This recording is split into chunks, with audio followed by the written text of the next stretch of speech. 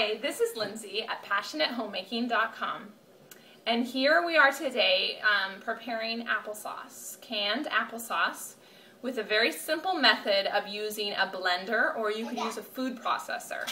We don't use any special equipment for sieving it, draining it, you know, all those various concepts. We do not do that at our house. Actually, we have simplified it quite a bit in that we chop the apples, put the whole thing besides the core and the seeds, of course. We want to avoid those because those can be poisonous.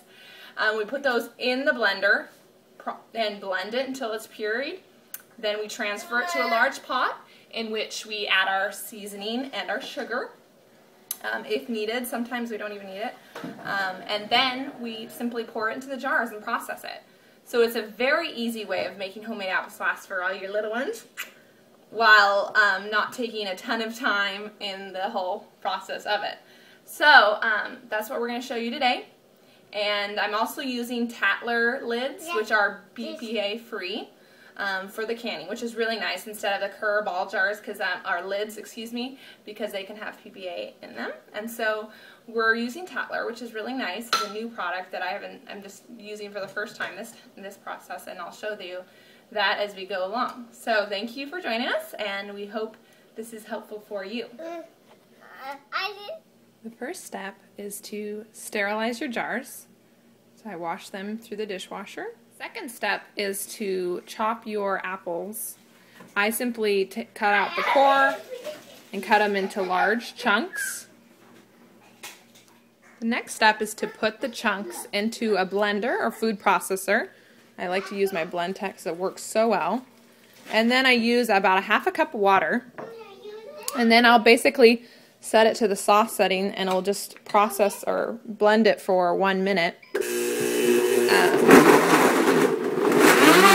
is how I get my applesauce.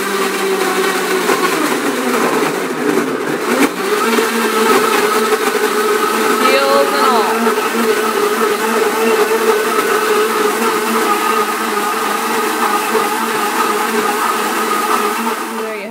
Peels and all, a nice, lovely little applesauce, all different color shades. And then I bring it over here to my pot, and this is just to heat it slightly to keep all the ingredients warm, which will guarantee the most success with the canning process.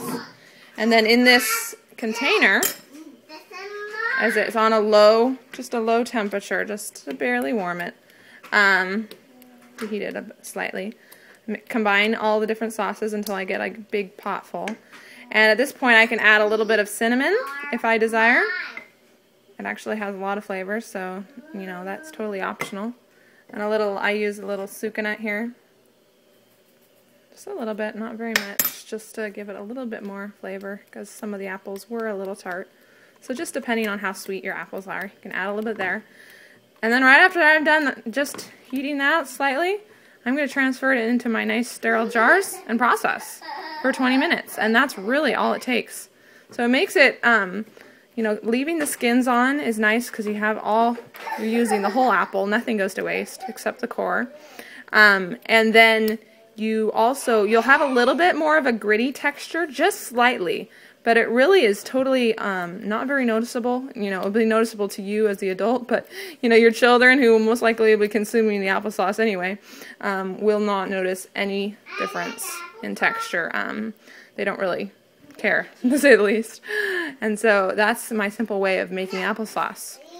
Cut my apples, chop them into small chunks, put them in my blender, heat them on my stove, and process. Simple, simple. Making home canning so much easier, especially as a mom with little munchkins in the background.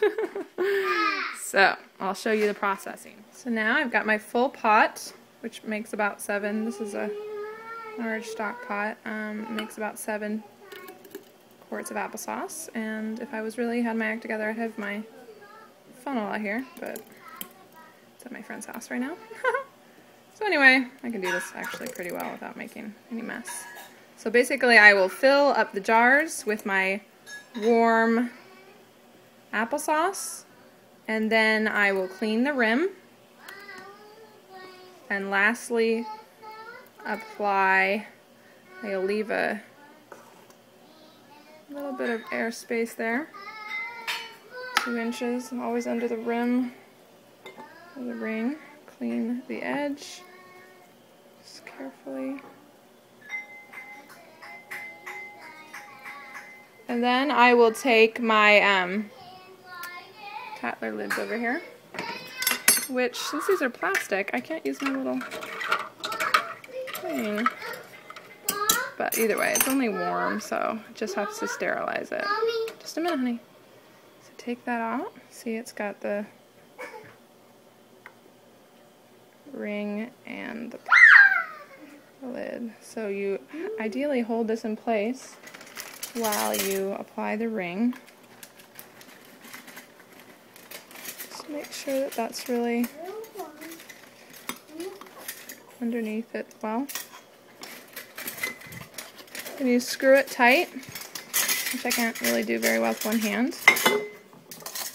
But you screw it all the way, and then you have to unscrew it just 1/4 of an inch, because these need a little bit more of airspace. And then unscrew it just that 1/4 of an inch.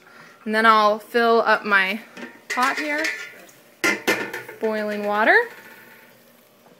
with all my lids, or excuse me, all my jars. And once I fill that up, I'll again return it to a boil. And then once it's fully rapid boiling, then I'll turn the timer on for 20 minutes. And in that fashion, I should get this sealed.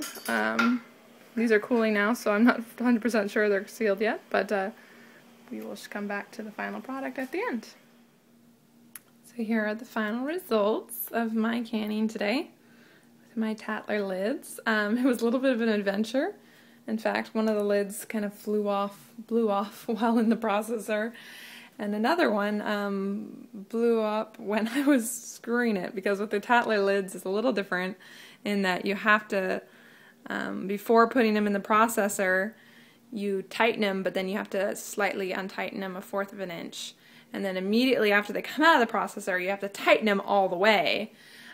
So it takes a little bit more work to use the Tattler, not very much, but the fact that they are reusable and they all sealed, except those 2 that exploded on me, they all sealed well, and I just had to process those other ones again. So it was nice because I could just reuse the lid again and not have to worry about getting a whole new one. So I've got a couple dozen jars of applesauce there, and you'll see that they divided, and I think that's pretty natural when you leave the juices with the skin and the added water to blend them in the blender.